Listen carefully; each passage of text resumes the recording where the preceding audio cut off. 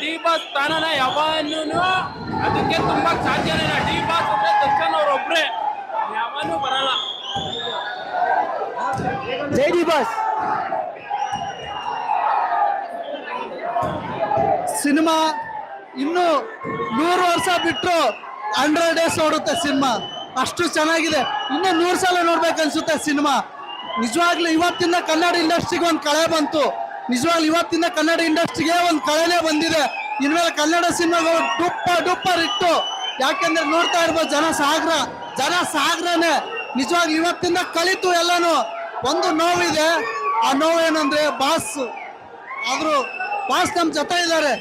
ಇನ್ನು ನೆಕ್ಸ್ಟ್ ನಮ್ಮ boss cinema ತುಂಬಾ ಅದ್ಭುತವಾಗಿ ಸಿನಿಮಾ.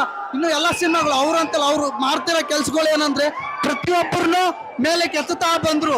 ನಾವುಗಳು ಅಷ್ಟೇ, ಪ್ರತಿಯೊಬ್ಬ ಬಡ ಕಲಾವಿದರನ್ನ ಮೇಲೆ ಕೆತ್ತುತ್ತಾ ಇರ್ಬೇಕು. ಅವರು ನಮಗೆ ಸ್ಫೂರ್ತಿ. ಅವ್ರು ನಡೆದುಕೊಟ್ಟಂತ ದಾರಿಯಲ್ಲಿ ನಾವು ಬದುಕಬೇಕು. ಸಿನಿಮಾ ತುಂಬಾ ಚೆನ್ನಾಗಿದೆ. ಇನ್ನು 100 ವರ್ಷ ಆದ್ರೂ ಇನ್ನೂ ಚೆನ್ನಾಗಿರುತ್ತೆ ಸಿನಿಮಾ. Thank you.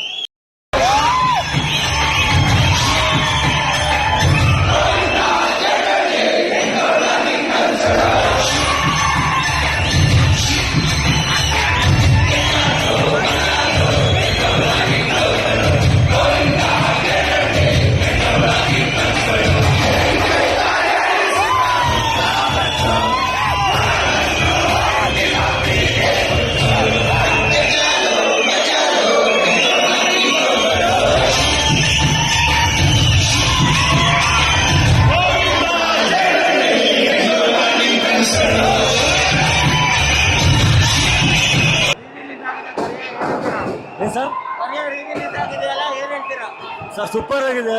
ಅವ್ರ ಬಗ್ಗೆ ಮಾತಾಡೋಕೆ ಯಾರ ಕೆಲವು ಅಧಿಕಾರ ಇಲ್ಲ. ಯಾಕೆಂದ್ರೆ ಅವರು ಕಷ್ಟ ಅನುಭವಿಸ್ತಿರ್ಬೋದು ಸರ್. ದರ್ಶನ್ ಇವತ್ತು ನಮ್ಮ ಬಾಸ್ ಅವರು, ಯಾಕೆಂದ್ರೆ ಬಾಸ್ ಅಂತ ನಾವು ಹೇಳ್ತಿಲ್ಲ, ಇವತ್ತು ಕಷ್ಟ ಅನುಭವಿಸ್ತಾರೆ. ದೇವ್ರವನ್ನೇ ಸರ್, ಆ ದೇವ್ರ ಮುಂದೆ ಯಾರಿಲ್ಲ ಸರ್. ಬೇಕು ಅಂತ ತಂದಿರ್ತಾರೆ ಸರ್.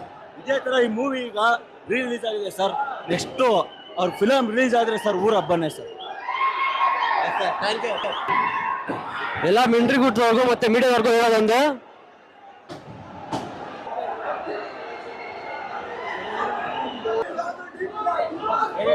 ಸೂಪರ್. ಆ ಕಾಲದಲ್ಲಿ ಏನ್ ಕ್ರೇಜ್ ಇತ್ತು, ಇವತ್ತು ಅದೇ ಕ್ರೇಜು ಆನೆ ನಡೆದಿದೆ. ಜೈ ಡಿ ಬಾಸ್.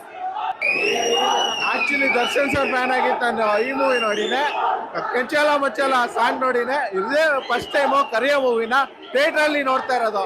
ಅವಾಗೆಲ್ಲ ನಾವು ಚಿಕ್ಕ ವಯಸ್ಸಲ್ಲಿ 5 ವರ್ಷ 6 ವರ್ಷದ ಮಗ ಇರೋ. ಇವಾಗೆಲ್ಲ ತುಂಬಾ ಖುಷಿ ಆಯ್ತು. ಆ ಕ್ರೇಜ್ ನೋಡಿ ಖುಷಿ ಆಯ್ತು. ಯಾವನ್ನೂ ಮೀರ್ಸಕ್ಕಾಗಲ್ಲ. ದರ್ಶನ್ ಸರ್ ಕ್ರೇಜ್ ಅಂದ್ರೆ ಅಪ್ಪನ ಹುಟ್ಟಿರ್ಬೇಕು ಮೀರ್ಸಕ್ಕೆ. ಏನ್ ಹೇಳ್ತೀರಾ ಅಂದ್ರೆ, ಅವರು ತಪ್ಪು ಮಾಡಿದ್ದಾರೆ ಗೊತ್ತು. ತಪ್ಪು ಮಾಡಿರೋದಕ್ಕೆ ಒಂದು ರೀಸನ್ ಇರುತ್ತೆ, ಏನಕ್ಕೆ ತಪ್ಪು ಮಾಡಿದ್ದಾರೆ ಅಂತ. ಸುಮ್ನೆ ಯಾರು ಏನು ಹೇಳಲ್ಲ.